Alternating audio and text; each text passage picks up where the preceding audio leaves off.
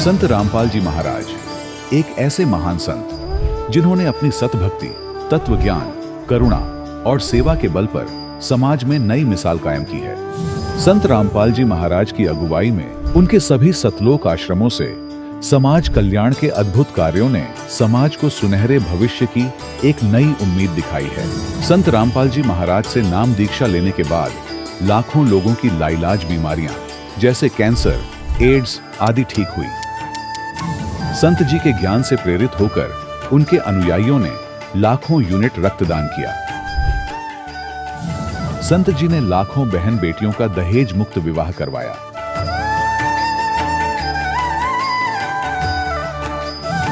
संत जी ने लाखों लोगों का नशा छुड़वाया, करोड़ों उजड़े परिवार बसे। संत जी के आश्रमों में समागम के दौरान निःशुल्क नेत्र चिकित्सा, दंत चिकित्सा प्रदान की जाती है। संत रामपाल जी महाराज द्वारा समय समय पर पर्यावरण संरक्षण के उद्देश्य से बड़े स्तर पर वृक्षारोपण किया जाता है। संत जी ने जरूरतमंदों को तत्काल राहत पहुंचाने के लिए एम्बुलेंस सेवा शुरू की। संत जी अपने अनुयायियों को देहदान के लिए प्रेरित करते हैं, जिससे मानवता की सेवा और चिकित्सा क्षेत्र में सुधार हो सके। संत रामपाल जी महाराज के सभी आश्रमों में हर रोज निःशुल्क भंडारा आयोजित किया जाता है, जहां हर वर्ग, हर जाति और हर धर्म के लोग एक साथ बैठकर भोजन करते हैं।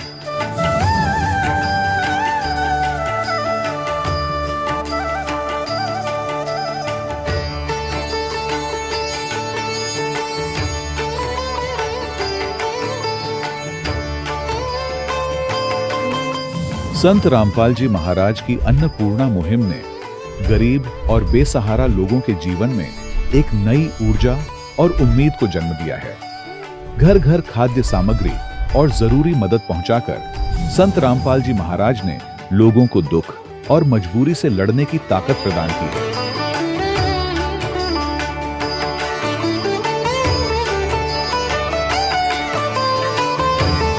संत रामपाल जी महाराज द्वारा गरीब लोगों के लिए घर बनवाने का अद्भुत कार्य एक ऐसी मिसाल कायम कर रहा है जो सदियों सदियों संत जी की उदारता और दया भावना के तौर पर जाना जाएगा।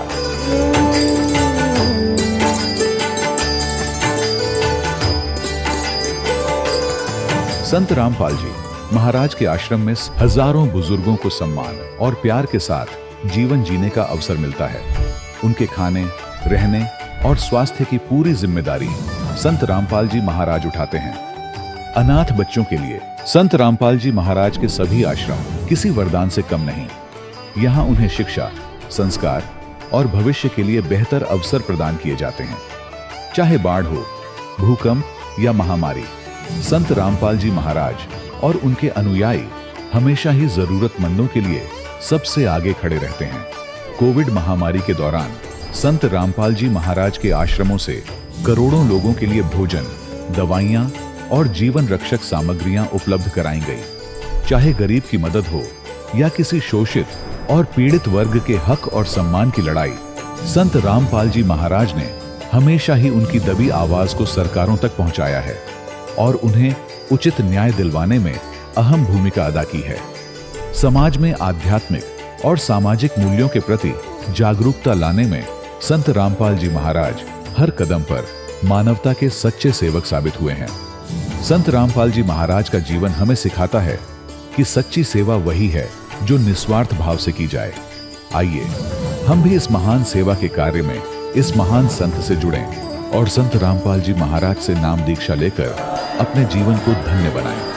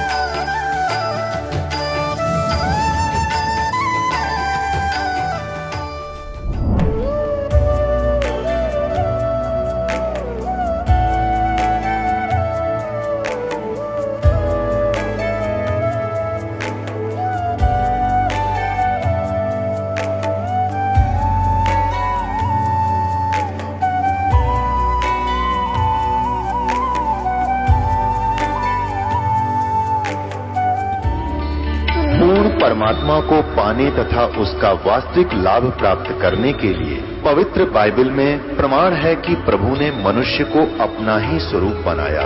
6 दिन में सृष्टि रचकर 7वें दिन विश्राम किया। कुरान शरीफ में प्रमाण है कि हजरत मोहम्मद को खुदा स्वयं कह रहे हैं कि मैंने तुम्हें उस परमात्मा की महिमा बताने के लिए भेजा है।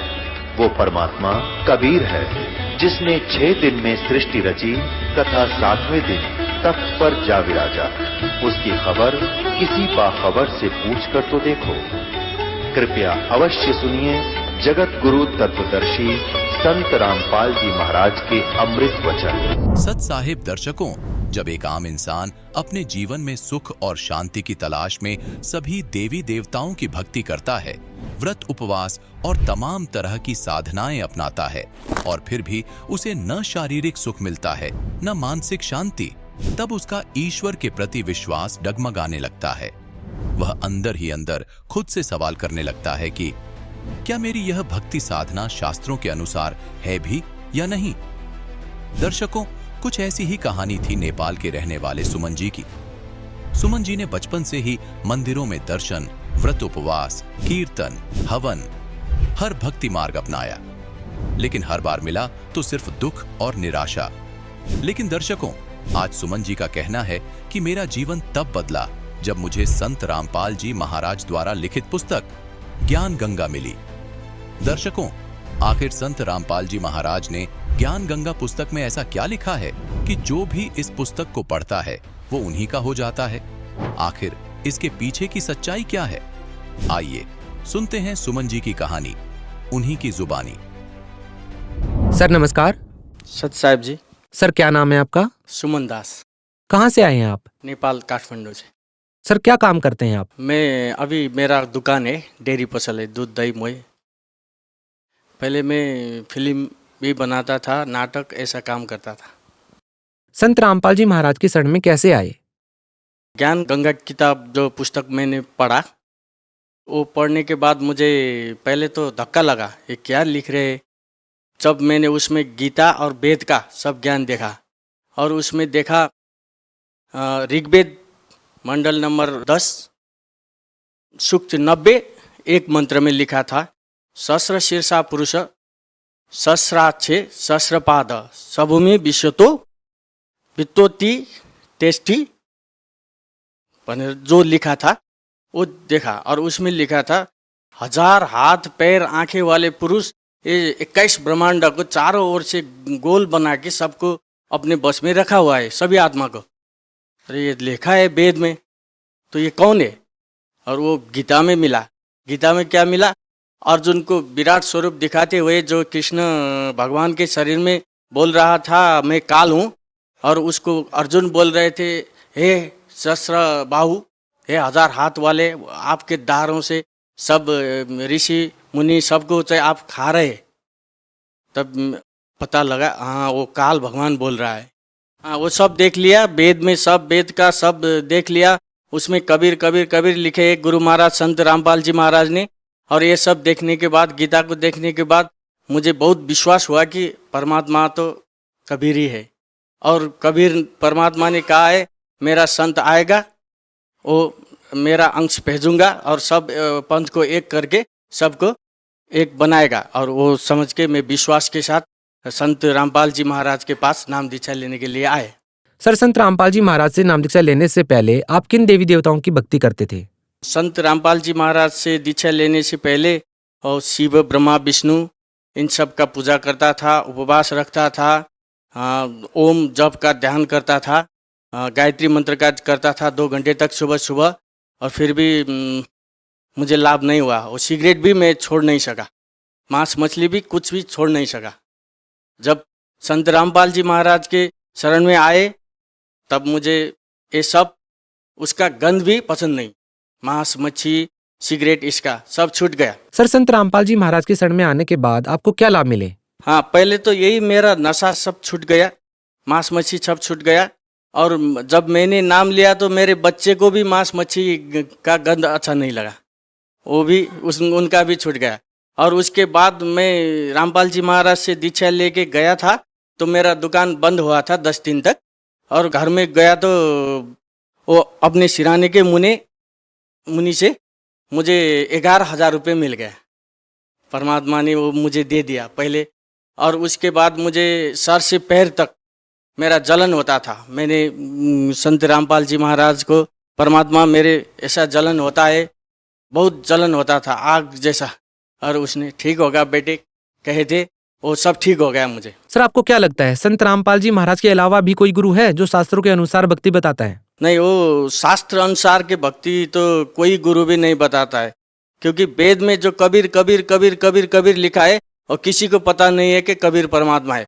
और कबीर पंथी भी है और दूसरे उनको भी पता नहीं है क्या मंत्र है परमात्मा के, वास्तविक परमात्मा के अंश रामपाल जी महाराज ही है इस दुनिया में, और कोई और नहीं है। सर संत रामपाल जी महाराज के सत्संग प्रवचनों में आपको सबसे अच्छी बात क्या लगती है, जो आपको सबसे ज्यादा प्रभावित करती है? हाँ, उनके प्रवचन में सबसे अच्छी बात ऐसा लगता है कि दारू मांस मच्छी कुछ भी नहीं खाना, किसी का चित्त नहीं दुखाना, सबका आदर करना और भक्ति करना, ये सबसे अच्छी लगता है मुझे। और शास्त्र अनुसार वो सब सही सही ज्ञान देते और गलत जो है उनको वो सब बताते। वो लोग कह रहे हैं, वो निंदा कर रहे, निंदा नहीं कर रहे, सही बात बता रहे हैं कि शास्त्र में ये है, आप गलत बता रहे हो, ये बताते हैं। ये बहुत अच्छे लगते हैं उनके। सर आपने नेपाल से आकर के संत रामपाल जी महाराज से नाम दीक्षा ली है। संत रामपाल जी महाराज के हिंदुस्तान में बहुत सारे फॉलोअर्स हैं, तो उनके बारे में, उनके विषय में या उनके प्रति आपका कैसा विश्वास है? वो सही है, सही संत है, और हमारा परिचय भी यही हो रहा है। देखिए आप नेपाल से बिलोंग करते हैं, तो सर नेपाल के जो लोग हैं वो संत रामपाल जी महाराज के प्रति कैसा विचार रखते हैं? नेपाल में तो बहुत लोगों को पता चल रहा है, ज्ञान गंगा भी घर घर में पहुंच रहा है, लेकिन फिर भी डरते हैं, बहुत से लोग डरते हैं, क्योंकि वहाँ जाएंगे। क्यों डरते हैं? डरते हैं कि अब दूर जाना है, इंडिया तो बहुत दूर है हमारे लिए, क्योंकि ट्रेन में नाइट बस में चढ़ चढ़ के आना पड़ता है।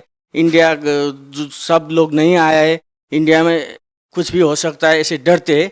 सर देखिए संत रामपाल जी महाराज ने, चाहे वो हिंदू हो या मुस्लिम धर्मगुरु हो, उनकी पूजा पद्धतियों पर, उनकी पूजा साधनाओं पर संत रामपाल जी महाराज ने एक प्रश्न चिन्ह लगा दिया है।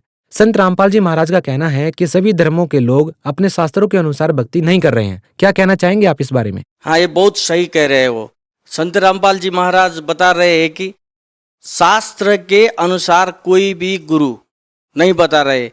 भक्ति कर रहे, क्रिश्चियन मांस मच्छी शराब खा रहे, मुस्लिम मांस मच्छी शराब पी रहे, और वो जो हमारे हिंदू जो है वो भी गीता में लिखा ही नहीं है, वो पत्थर को मूर्ति बनाकर उसमें अबीर अक्षता और राता पहला नीला डाल के वो पूजा करते हैं।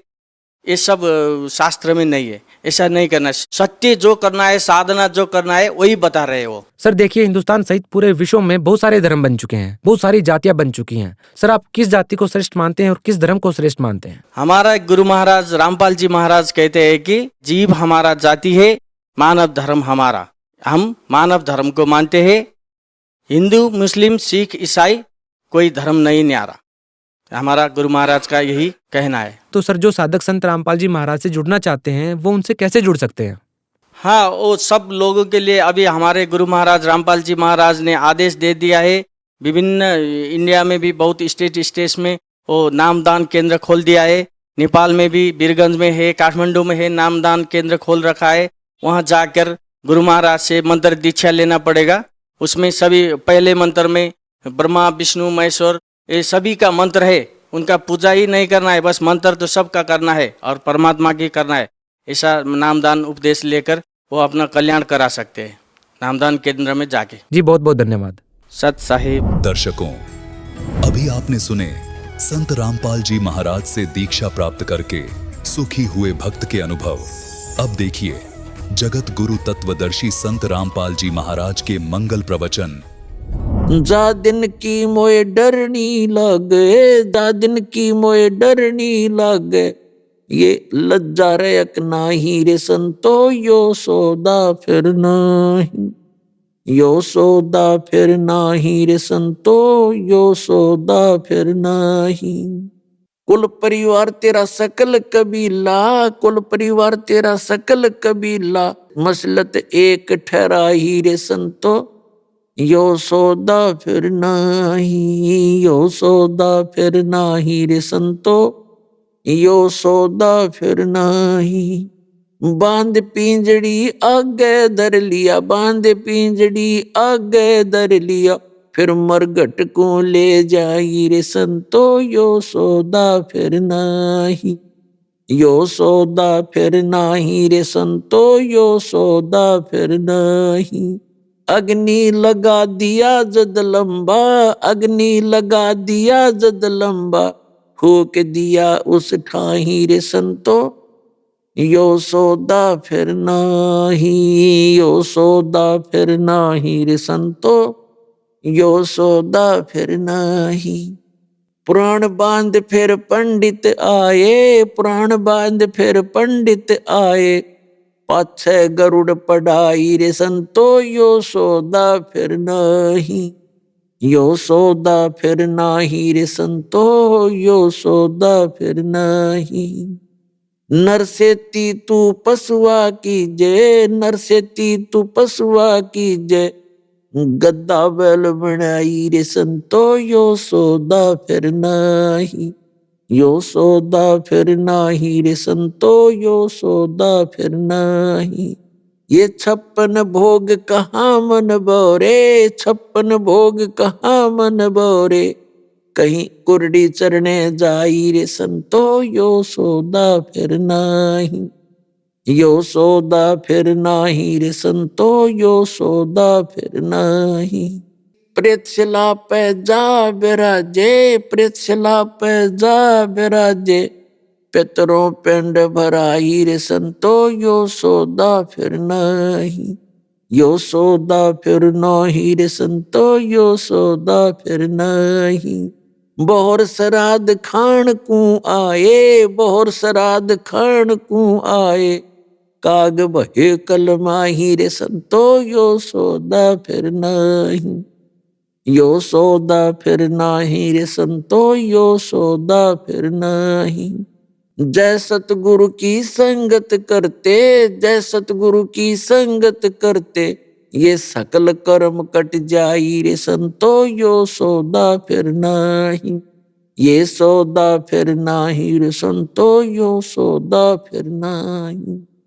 सुरत नरत मन पवन पियाना, सुरत नरत मन पवन पियाना, शब्द शब्द समाई रे संतो, यो सौदा फिर नाही, यो सौदा फिर नाही रे संतो, यो सौदा फिर नाही।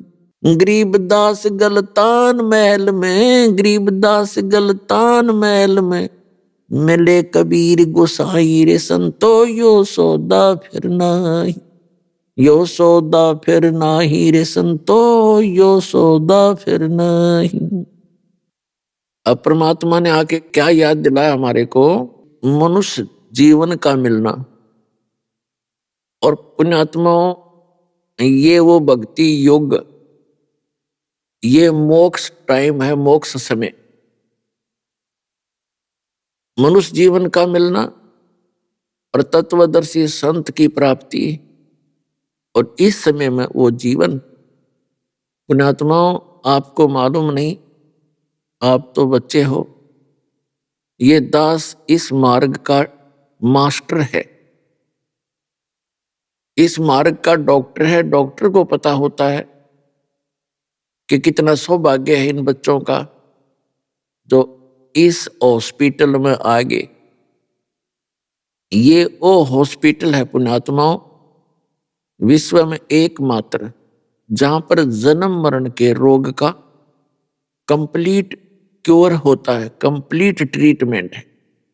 और सभी पुण्यात्माएं इसी रोग से ग्रस्त हैं, इंक्लूडिंग ब्रह्मा विष्णु महेश जी तक, दुर्गा तक, ब्रह्म सरपुरुष तक और परब्रह्म अक्षर पुरुष तक इसी जन्म मरण के इस दीर्घ रोग से ग्रस्त है।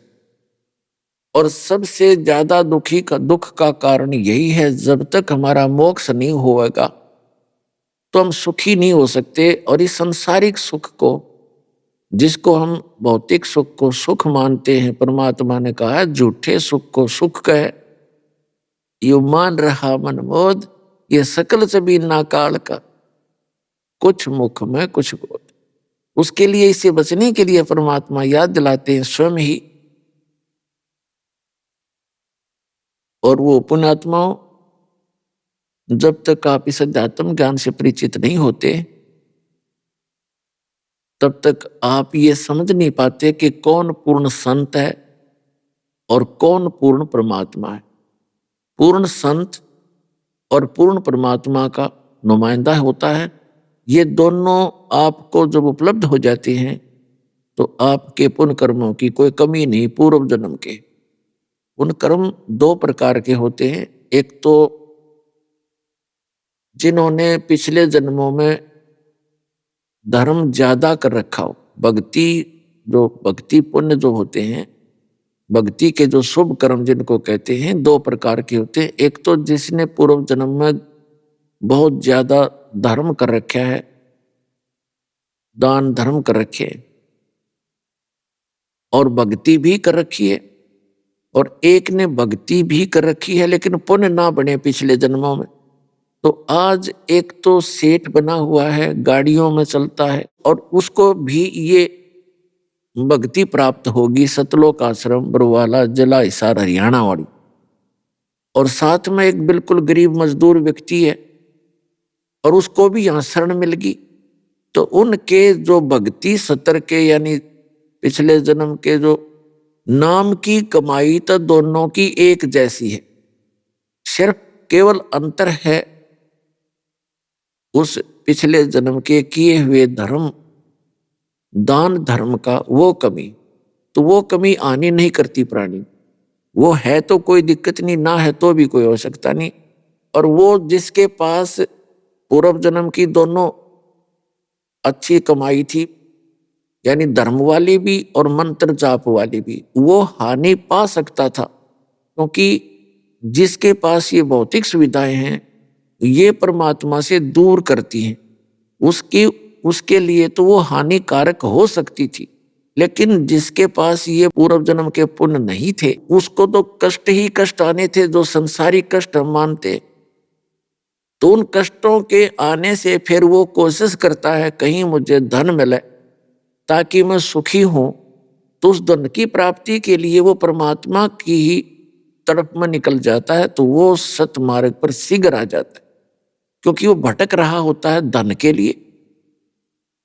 और जिसके पास सारी सुविधाएं हैं भौतिक, वो ट्राई नहीं करता, वो सिर में दर्द नहीं करता ज्यादा, ठीक है मौज माच रही है, भगवान ने फिर देख लेंगे, या उसके अंदर भी प्रेरणा परमात्मा की रहती है और फिर घर पर ही जंतर मंतर करता रहता किसी से सुन सुना के, तो उसका दुर्भाग्य हो सकता था। लेकिन दोनों का ही पुण्य है, पुण्य भागी हैं जो दोनों गरीब भी और वो अमीर भी यहां आ गए। और दुर्भाग्य उनका जो गरीब भी हैं और अमीर भी हैं और यहां नहीं आ रहे, तो दुर्भाग्य उनका। तो आपका जो सौभाग्य है, आपके पुण्य क्रम है, वो कलम तोड़ हैं। धन्य आपके माता पिता जिनसे जन्म हुआ, आपको ऐसे समय में मनुष्य जीवन मिल गया और ये सच्चा मार्ग मिल गया। एक सांस की कीमत कितनी बताते हैं।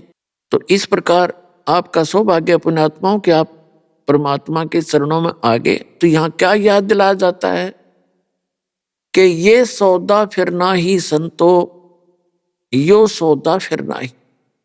सौदा मीन जैसे कोई व्यक्ति 5-10 लाख रुपए लेकर के और दूसरे शहर में जाता है, वहां किराए पर धर्मशाला में या होटल में कहीं रेस्टोरेंट में कोई कमरा बुक करा के रहता है, फिर वहां अपना बिजनेस करता है। जो पैसा वो लेकर गया है उससे कोई माल खरीदता और बेचता है, तो वो सही काम कर रहा है। और दूसरा उसका साथी इतने पैसे लेकर गया है और वहीं रेस्टोरेंट में उसने कमरा ले रखा है, तो वो बिजनेस नहीं कर रहा है, गोटी लगाता है उसी पैसे से, फिल्म देखता है उसी पैसे को खर्च कर रहा है, वहां बढ़िया होटल में खाना खा रहा है उसी पैसे से।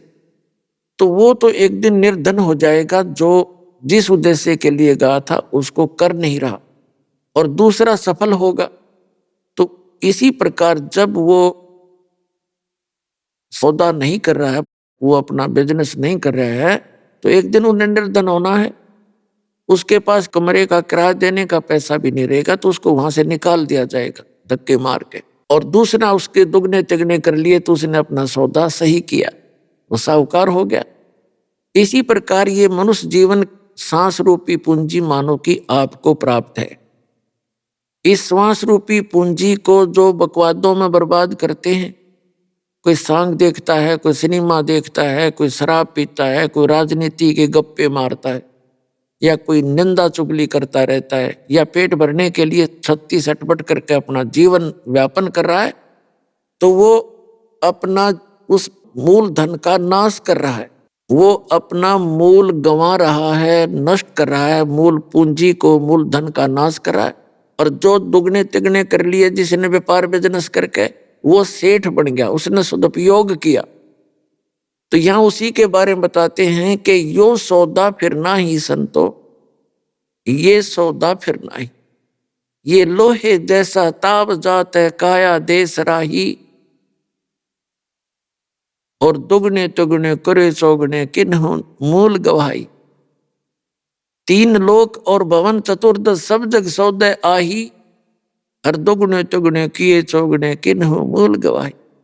क्या बताते हैं कि ये लोहे जैसा ताव जात है काया देश राही।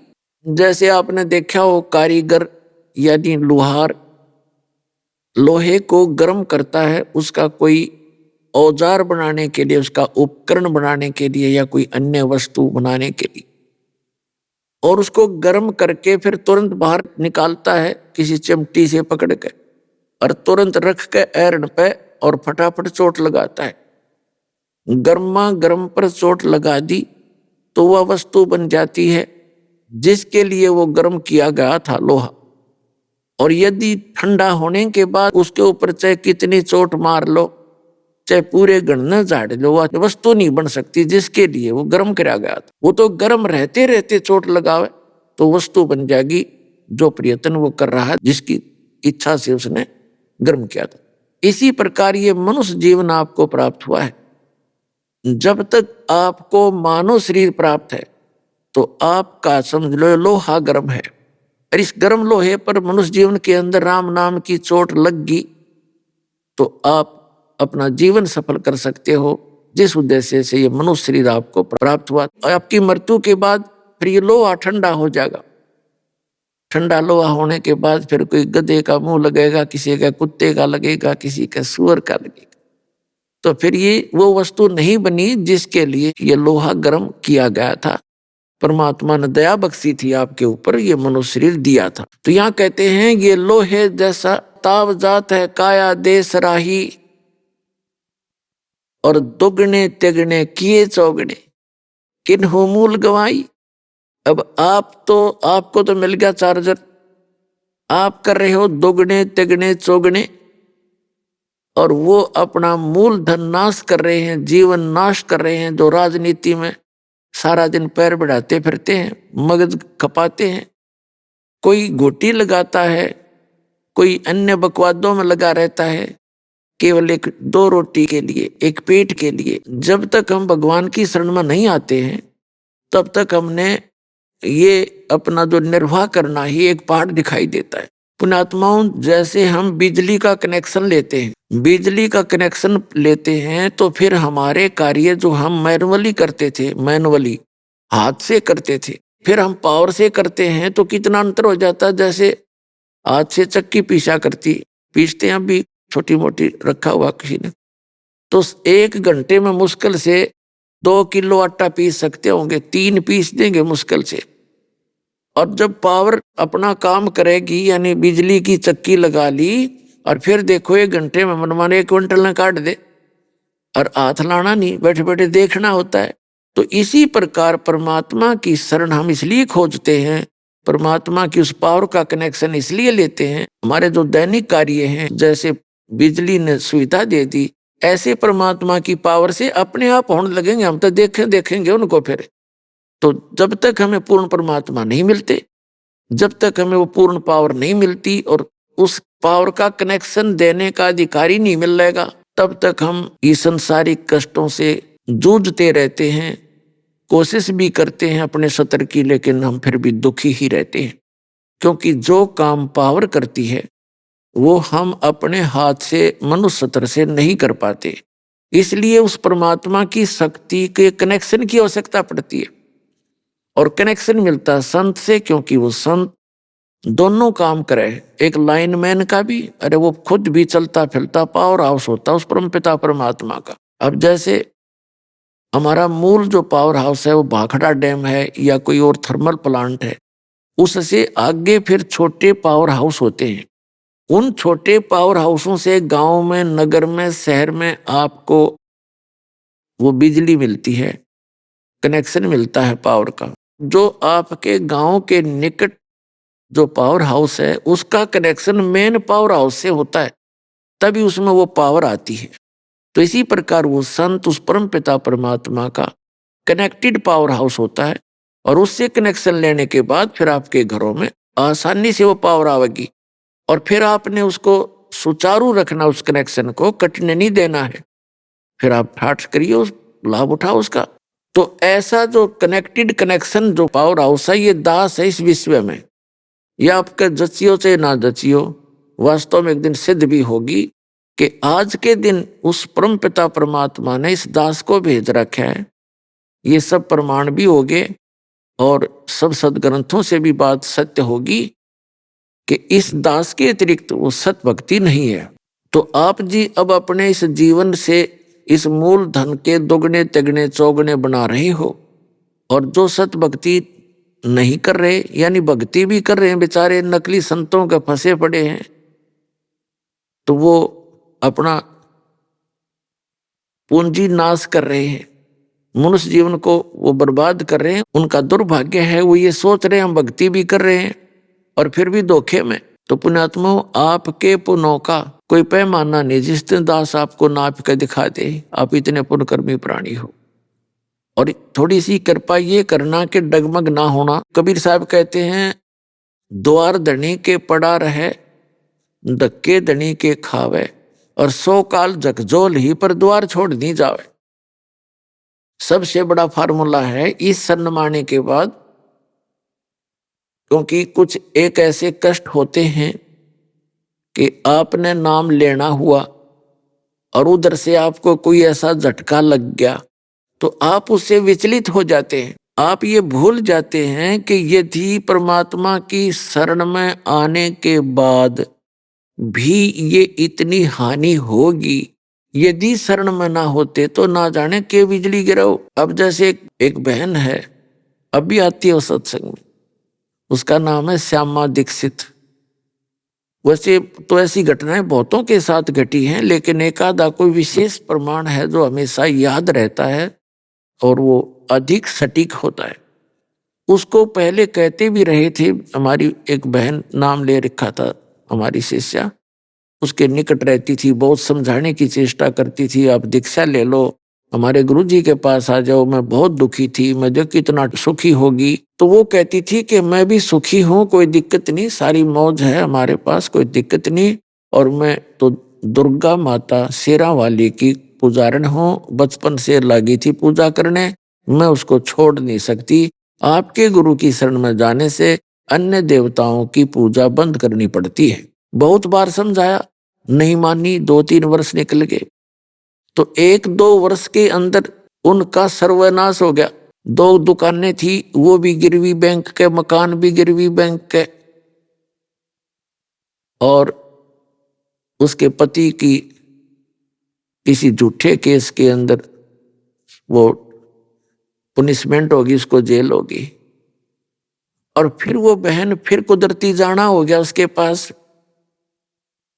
फिर उसने कहा कि अब तो मान जा तू, अब तेरी क्या दुर्गति होगी साधना करते करते। उसको लगभग 30 लाख की हानि होगी, आज से 10-12 वर्ष पहले की बात है। वो फिर भी ना मानी। देख कर्म कितने बिगड़ गए इंसान के।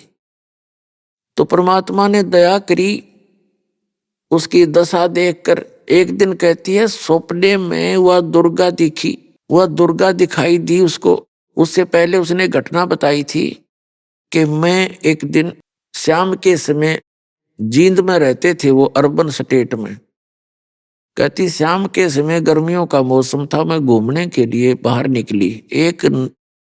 किसी के मकान में, किसी की कोठी में माता का कोई जागरण हो रहा था, तो मैं बड़ी खुशी हुई क्योंकि मेरा तो इष्ट ही दुर्गा की थी। जाकर बैठ गई पीछे ने, बहुत सी बहनें भगत भाई बैठे थे। तो एक माई में, एक बहन के अंदर वह माता बोल रही थी, कुछ कुछ कह रही थी। मैं जब जाकर बैठी तो मुझे आवाज लगाई कि श्यामा, कौन है श्यामा, खड़ी हो जा। मैंने सोचा मैं तो प्रथम बार यहाँ आई हूं, मुझे कोई नहीं जानता, कोई और श्यामा होगी। तो काफी देर जब कहा कि भाई खड़े हो, माता पुकार रही है, श्यामा कौन है, खड़ी हो जा, तब मैं खड़ी होगी। मुझे आगे बुलाया, कहा कि तू मेरी परम भक्त है। वह माता बोली इस बहन में, और तू मेरी 14 महीने ये जोत लगा, अखंड जोत लगा, तेरा बेड़ा पार हो जाएगा।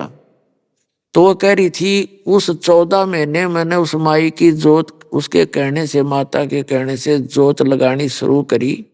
अब बताती है वो बाद में जब उसकी 92 होली, न्यू बोली वो माता तो न्यू कह थी 14 महीना में तेरा बेड़ा पार हो जाएगा। उन 14 महीनों में मेरा बेड़ा गर्क हो गया, सारा नाश हो गया, सर्वनाश जो है करे किसी का। तो फिर एक दिन वो हमारी जो शिष्या थी बहन, वो फिर गई उसके पास, कहने लगी अब तो मान जा तू। फिर भी ना मानी, ने बोली नहीं, माता नहीं छोड़ सकती चाहे कुछ हो जा। अब परमात्मा ने दया करी, वो दुर्गा दिखाई दी उसको स्वप्न में, और कहने लगी श्यामा, तेरा जो कष्ट था प्रारब्ध में लिखा हुआ था तेरे किस्मत में, इसको काटना मेरे बस की बात नहीं थी, और तू वहां चली जा। इस दास का नाम लेकर कहा कि वो कबीर परमात्मा के परम संत हैं, और कबीर परमात्मा तेरा दुख निवारण कर सकता है, तू तेरी जान बच सकती है, तू पुनः स्वस्थ हो सकती है, सारा काम तेरा ठीक हो सकता। अगले दिन वो उस बहन को ढूंढती फिरे जो उसको बार बार कहा करती थी। स्वयं गई उसके घर पे और कहा, बहन आज मैं आपके गुरु जी से उपदेश लूंगी, कबीर साहब की शरण ग्रहण करूंगी। तो वह बहन तो पहले चाह थी, किसी ने आना तो है, बिरानमाटी करवा का आ गया, चलो शुक्र है। बड़ी खुश हुई कि चल, पहले हमारे एक आश्रम था छोटा सा जींद में, वहां रहा करते थे।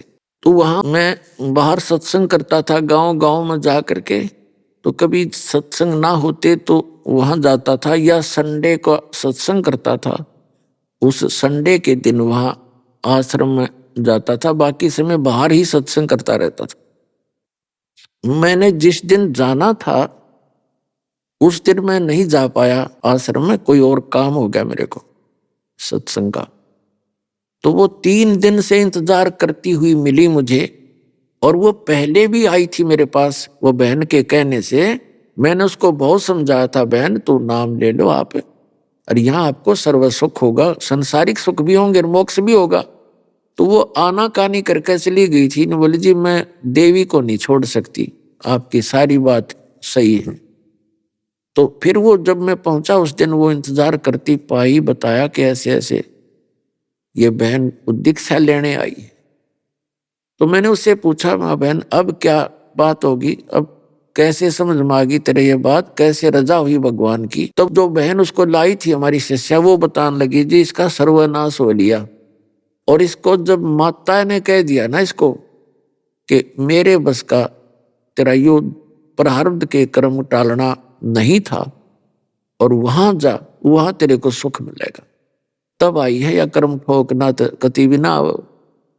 तो पुण्यात्माओं, मैंने उसको पहले ये सारी शर्त बताते हैं, ये नहीं करना, ये नहीं करना, ऐसे नहीं करना, जो नियम हमारे हैं, उसको बताया कि बहन जिस दिन आप पहले आए थे और इन्हीं नियमों को देखकर बिदक गए थे कि मैं ना लूना, ये तो घने करड़े नियम है, वो नियम आज भी हैं। तो ये वो बोली जी आज मुझे सारे स्वीकार है, जो कहोगे वही मानोगे। तो पुण्यात्माओं, उस दिन के बाद उन्होंने दीक्षा ली। परमात्मा ने ऐसी दया करी उनके ऊपर, धीरे धीरे धीरे धीरे वो सारा काम ठीक हो गया, पहले से बढ़िया रोजगार चल पड़ा। अपने आत्मा, अब उस बहन को फिर ज्ञान हुआ, पूरे परिवार ने दीक्षा ले ली। अब मैंने उससे कहा, बहन आपका सौभाग्य है कि आप जी ने पहले नाम ना लिया। यदि आप पहले नाम ले लेते और फिर ये 30 लाख के नुकसान के स्थान पर आपको 30,000 का भी नुकसान हानि हो जाती, आप इस नाम को त्याग देती कि मैं जब से माता की और अन्य पूजाएं करती थी भगवानों की, मुझे कोई हानि नहीं हुई थी, आज 30,000 की हानि होगी एकदम। आप इस नाम को त्याग देती, और जबकि परमात्मा आपके 30 लाख के नुकसान को 30,000 के नुकसान में टालता। संत शरण में आने से आई टले बला, जब मस्तक में सूली होवा काटे में टल जा। तो उस समय आप ये सोचती कि ले बता, अच्छा नाम लिया, आते 30,000 की हानि होगी, और अब आप 30 लाख के नुकसान को सब्र करके बैठ गई, और अब आपको वो 30 लाख भी मिल लेंगे और मोक्ष भी होगा। तो पुण्यात्माओं, ये आपने इन उदाहरणों से दृढ़ होना पड़ेगा। दीक्षा ले ली और कुछ दिन के बाद कोई ऐसी हानि होगी तो ये समझ लेना कि बिजली घनी गिरनी थी, जो परमात्मा की शरण में आकर भी आपको ऊपर इतना दुख आ गया, और ज्यादा होना था। जैसे कई भक्त कहते हैं हमने दीक्षा भी ले रखी है, नाम जाप भी करते हैं, और हम जैसा भी धर्म कर्म बताया गया है वो भी हम कर रहे हैं, पाठ भी करवाते हैं, जोत भी चढ़ाते हैं, और उसके बाद भी कोई हानि हो रही है तो विचलित नहीं होना चाहिए। पुण्यात्माओं, सर्दी का मौसम हो, दिसंबर और जनवरी हरियाणा, पंजाब, राजस्थान, मध्य प्रदेश, यूपी, तो इनमें सर्दी विशेष पड़ा करे सर्दी के मौसम में। और आप जी ने कोई स्वेटर जर्सी पहन रखी है, उसके बाद भी आपको सर्दी लग रही है, तो बुद्धिमान व्यक्ति ये नहीं सोचेगा कि मैंने स्वेटर भी पहन ली, जर्सी भी पहन ली और फिर भी सर्दी लग रही है। तो क्या वो उस बुद्धिमान व्यक्ति उस स्वेटर और जर्सी को निकाल देगा? जैसे कई नाम छोड़ देते हैं कि मैंने नो भी करा दिया, पाठ भी करा दिया, नाम भी जपता हूं, और फिर भी छोटी मोटी हानि होती ही रहती है। तो नाम छोड़ने से तो और घनी होगी। जैसे आपने जर्सी उतार दी और स्वेटर भी फेंक दी, किससे मैंने सर्दी फिर भी लग रही है, मैंने इनको पहन भी रखा है, तो बुद्धिमता नहीं, अकल नहीं फिर उस आदमी में। उसका तरीका है कि जैसी भी आपने जर्सी स्वेटर पहन रखी है, उन्होंने आपका उतना प्रोटेक्शन कर ही रखा है, उतना बचाव है, नहीं तो नमूनिया लेता अब तो पहले। उसका इलाज ये नहीं है कि जर्सी और स्वेटर निकाल के फेंक दे, उसका तरीका ये है कि कंबल और ओढ़े या कोट पहन ले, और घनी सर्दी हो तो आग बाल के सेके, ताप प्राप्त करे या रजाई ओढ़े। अभी आपने सुने संत रामपाल जी महाराज के मंगल प्रवचन। आइए अब सुनते हैं संत रामपाल जी महाराज से नाम दीक्षा लेकर सतभक्ति करके अद्भुत लाभ प्राप्त करने वाले अनुयायी के विचार। मनुष्य अपने जीवन में कितनी भी दौलत शोहरत हासिल कर ले, लेकिन जब उसके ऊपर शारीरिक समस्या दस्तक देती है तो पैसा और दौलत भी कुछ नहीं कर पाता। दर्शकों, ऐसी ही कहानी थी मध्य प्रदेश के रहने वाले विजयपाल सिंह जी की। विजयपाल जी खुद एक कॉलेज संचालक थे और ये सभी देवी देवताओं की पूजा में लीन रहते थे। विजयपाल जी को अपनी भक्ति पर तब संदेह हुआ जब इनके भाई को ब्रेन ट्यूमर हो गया और डॉक्टर ने कह दिया कि अब तो केवल भगवान ही आपके भाई को बचा सकते हैं। दर्शकों, आज विजयपाल जी का कहना है कि मेरी जिंदगी तब बदली जब मुझे संत रामपाल जी महाराज द्वारा लिखित पुस्तक भक्ति सौदागर को संदेश मिली, और उस पुस्तक को पढ़ने के बाद मैं समझ गया कि यदि इस पृथ्वी पर कोई भगवान है तो वह केवल कबीर भगवान है। दर्शकों, विजयपाल जी आखिर ऐसा क्यों कह रहे हैं? आखिर संत रामपाल जी महाराज द्वारा लिखित पुस्तक में इन्होंने ऐसा क्या पढ़ा, और क्या संत रामपाल जी महाराज से नाम दीक्षा लेने के बाद इनके भाई का ब्रेन ट्यूमर ठीक हो गया? आइए जानते हैं इसके पीछे की सच्चाई क्या है। सुनते हैं विजयपाल जी की कहानी, उन्हीं की जुबानी। जी नमस्कार। नमस्कार सर। क्या नाम है जी आपका? विजयपाल सिंह नरवरिया। विजयपाल जी, कहाँ से आए हैं आप? मैं भिंड मध्य प्रदेश से आया हूँ। सर क्या करते हैं आप? मेरा कॉलेज है, मैं कॉलेज का संचालक हूँ। सर संत रामपाल जी महाराज जी से नाम दीक्षा लेने से पहले आप क्या भक्ति साधना करते थे? संत रामपाल जी महाराज से नाम लेने से पहले मैं वही साधना ब्रह्मा विष्णु महेश दुर्गा जी और अन्य जो व्रत रखना, अन्य वही साधना करता था। सर जब आप हिंदू धर्म में प्रचलित सभी प्रकार की पूजाएं करते आ रहे थे तो आप संत रामपाल जी महाराज जी की शरण में क्यों गए? संत रामपाल जी महाराज की शरण में मैं इसलिए गया था कि जो पूर्व में साधना करता था उनसे वो शारीरिक और भौतिक और आर्थिक लाभ नहीं हो रहे थे। और दूसरा कारण ये था कि जो पूर्व की साधना थी उसमें ये नहीं पता था कि परमात्मा, पूर्ण परमात्मा कौन है और वो कहाँ रहता है और कैसे मिलेगा। यहाँ ये पूर्व साधना में 3 भगवान बताए जाते थे कि ब्रह्मा विष्णु महेश, इनकी साधना करो।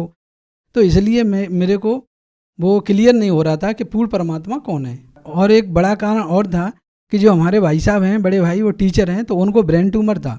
तो ब्रेन ट्यूमर के लिए मैं उनको दिखाने के लिए गया था। तो डॉक्टर ने ये बोला था कि मैं तो केवल इलाज कर सकता हूँ लेकिन बाकी सब परमात्मा के हाथ में। इसलिए मेरे को परमात्मा की खोज थी। इसीलिए मैं उसी दौरान मेरे को संत रामपाल जी महाराज जी के अनुयायी हैं हमारे गांव के ही, तो उन्होंने भक्ति सौदागर को संदेश पुस्तक दी थी। तो उस पुस्तक को पढ़ करके मैं संत रामपाल जी महाराज के आश्रम गया और नाम दीक्षा ली। सर जैसा कि आपने बताया कि आपको परमात्मा की खोज थी और आपके बड़े भाई साहब को काफ़ी सारी प्रॉब्लम थी, तो फिर आप संत रामपाल जी महाराज जी की शरण में गए। तो सर हम आपसे ये जानना चाहेंगे कि संत रामपाल जी महाराज जी की शरण में जाने के बाद आपकी जो परमात्मा पाने की तलाश थी और आपके जीवन में जो कठिनाइयाँ थी, क्या वो दूर हुई? हाँ, संत रामपाल जी महाराज की आश्रम में जाकर नाम दीक्षा हमने ली। नाम दीक्षा लेने के बाद हमने अपने भाई को भी नाम दीक्षा दिलवाई। सर जी वो हमारे बड़े भाई हैं, तो उनको ब्रेन ट्यूमर था। तो ब्रेन ट्यूमर के लिए हमने पहले आगरा उनको दिखाया RC मिश्रा जी के यहाँ पर। फिर उसके बाद उन्होंने उनकी जांच की। फिर जब रिपोर्ट आई तो फिर हम उनको लेके गए वहाँ पर दिल्ली एम्स हॉस्पिटल में। जब एम्स हॉस्पिटल में दिखाया उनको तो उन्होंने 11 महीने का समय दिया ऑपरेशन के लिए। तो हमने फिर उसके बाद उनको सेंट स्टीफन हॉस्पिटल में दिखाया। वहाँ जब दिखाया तो डॉक्टर ने बोला कि इनका ऑपरेट होगा, इनकी 3rd स्टेज चल रही है। और उस समय हमने जब वहाँ दिखाया तो ऑपरेशन के लिए डॉक्टर ने बोला, जब हमने फिर उनका वहाँ ऑपरेशन कराया, लेकिन डॉक्टर ने ये बोला था कि इनका एक हाथ भी पैरालाइज हो सकता है और उनकी याददाश्त भी जा सकती है। तो उस ऑपरेशन कराने के समय ही उसी दौरान संत रामपाल जी महाराज जी के शिष्य हैं, वो पुस्तक लेके आए अपने गुरुजी की भक्ति सौदागर को संदेश, और उस पुस्तक को उन्होंने हमको दिया और उन्होंने बोला कि आप इस पुस्तक को पढ़ो और उस संत रामपाल जी महाराज से नाम दीक्षा लो तो आपके ये रोग हैं वो अपने रोग खत्म हो जाएंगे और भी जो समस्याएं आपकी सारी समस्याएं खत्म हो जाएंगी, क्योंकि ये शास्त्र विधि अनुकूल साधना है। तो संत रामपाल जी महाराज की दया से आज वो बिल्कुल स्वस्थ हैं और नाम दीक्षा लेकर भक्ति कर रहे हैं वो। फिर दूसरा लाभ हमको ये हुआ कि जब मैं वहाँ से आया, हॉस्पिटल से आया था दिल्ली से, तो मेरे को पेन होता था थोड़ा थोड़ा राइट लेग में। तो उसके बाद जब मैंने यहाँ पर इलाज कराया, डॉक्टरों को दिखाया, तो उन्होंने ये कहा आपको साइटिका की प्रॉब्लम है।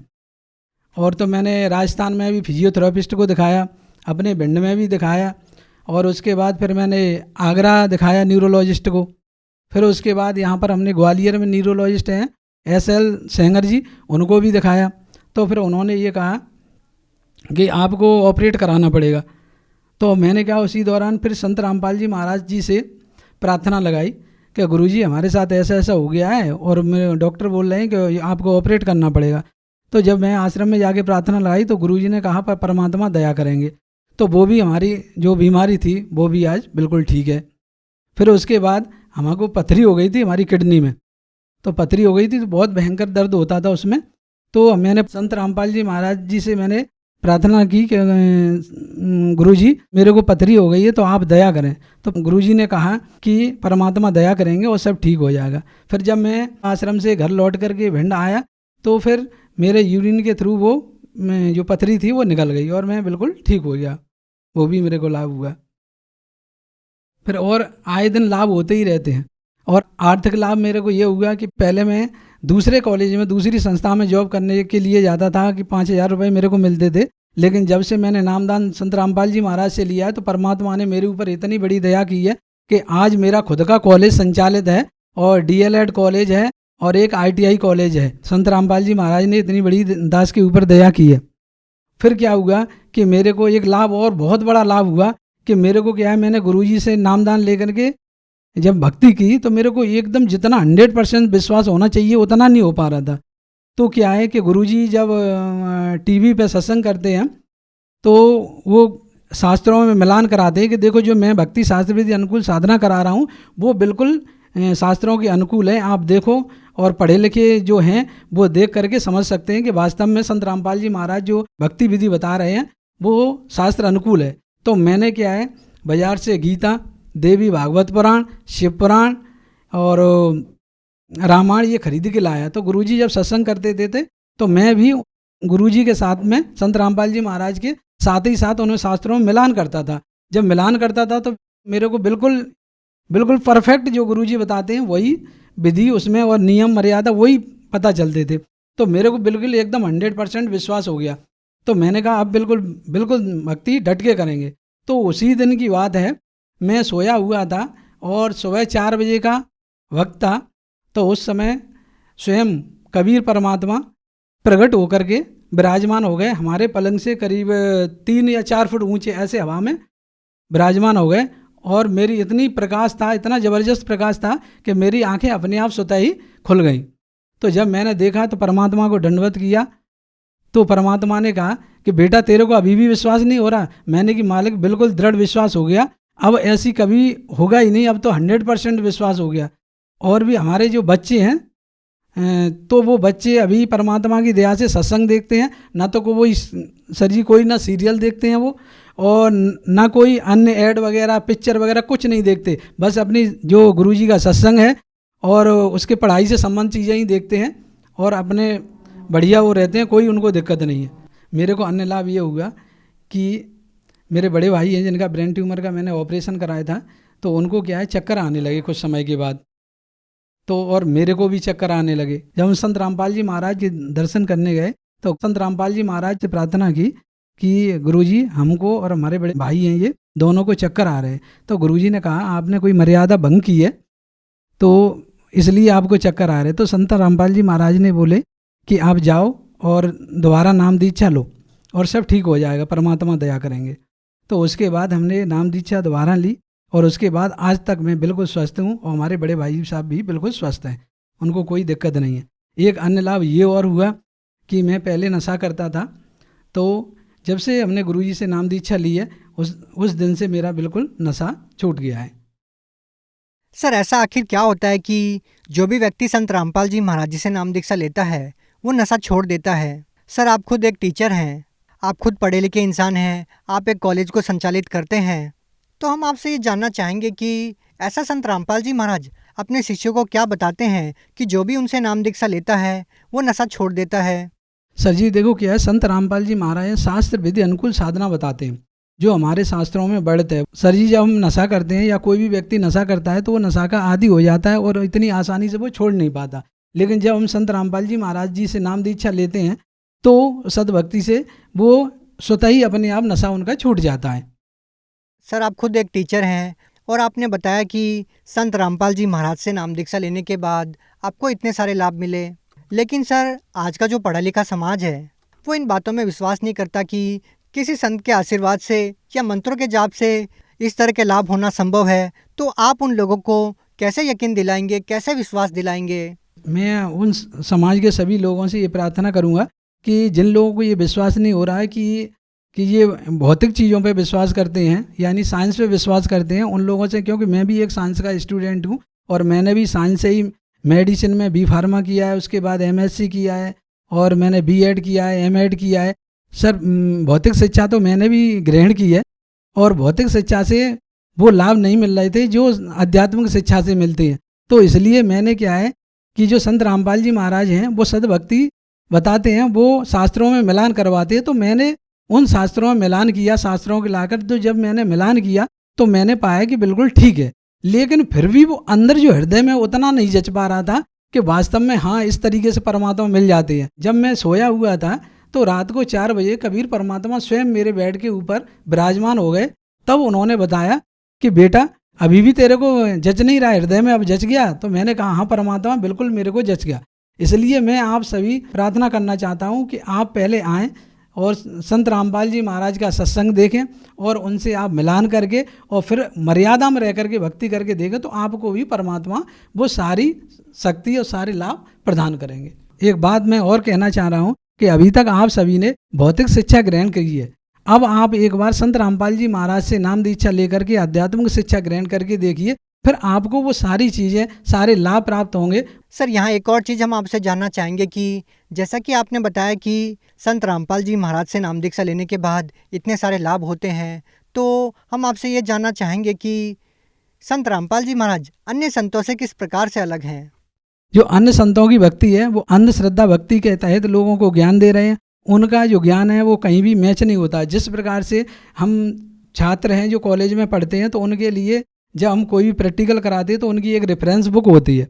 उस रेफरेंस बुक में देखा जाता है कि वास्तव में जो प्रैक्टिकल है वो उसमें मैच हो रहा है कि नहीं। तो इसी प्रकार से जो अध्यात्म ज्ञान है, अध्यात्म की जो रेफरेंस बुक है वो हमारे साथ हैं, जैसे गीता है, वेद हैं, पुराण हैं, बाइबल है, कुरान है, तो ये रेफरेंस बुक है।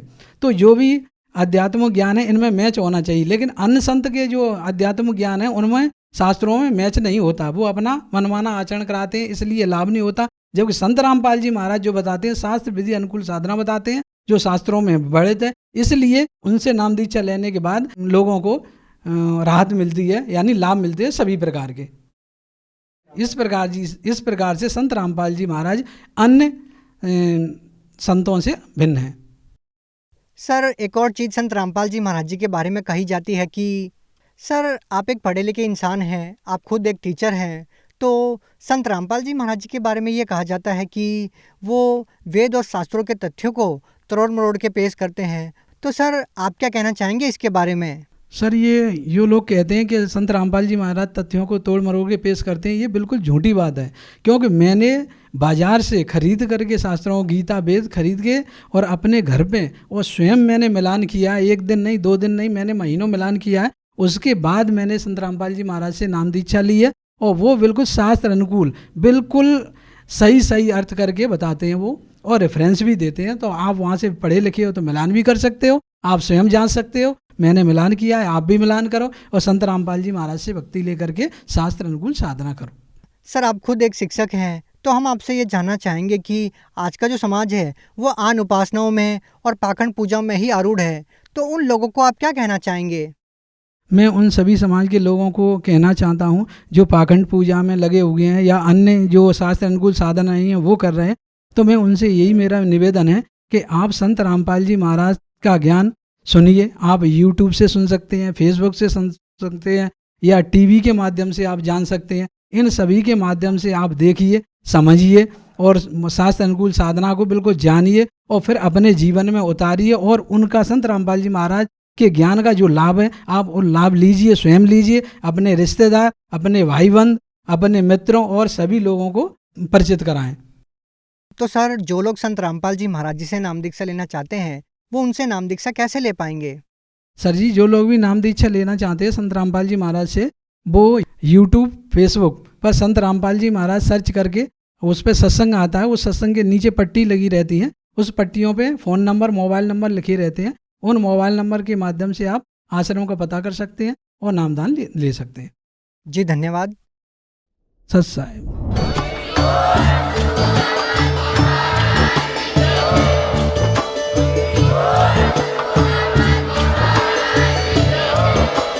आप सुन रहे थे जगत गुरु तत्वदर्शी संत रामपाल जी महाराज जी के मंगल प्रवचन। अधिक जानकारी के लिए विजिट कीजिए हमारी वेबसाइट www.jagatgururampalji.org। संत रामपाल जी महाराज जी के शुभ आशीर्वाद से पूरे विश्व भर में 500 से भी ज्यादा नाम दीक्षा केंद्र हैं, जिन पर संत रामपाल जी महाराज जी द्वारा ऑनलाइन निःशुल्क नाम दीक्षा दी जा रही है। अपने नजदीकी नाम दीक्षा केंद्र का पता करने के लिए संपर्क करें 8222880541।